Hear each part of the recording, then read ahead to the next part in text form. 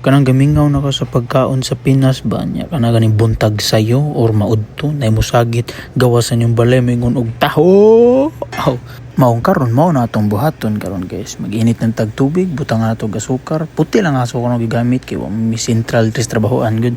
Tangala na ko gamay lang jud kayo nga asin guys. Maayo ra pud kay diri sa trabahoan nami tofu nga pwede na ko gamiton para sa taho.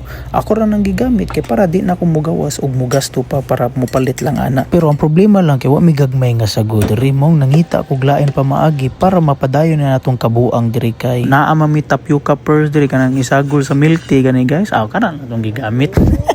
Siyempre, nya kani bukal naman ang atong gibuhat nga syrup guys. Ato na siyang i-mix sa atong tofu para mura na gijag taho tan-awa ra gunang outcome. Mura na siyag taho. Improvised version na itong gibuhat para lang jud makakaunta ba.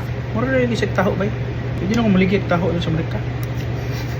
Dugay naman gud sa Amerika guys. So mingaw na ko ng mga ingunan ang kaon ba kanang nasa kilid-kilid gani para nang quick balut. Sus grabe mingaw na kay ko na mo nang karon.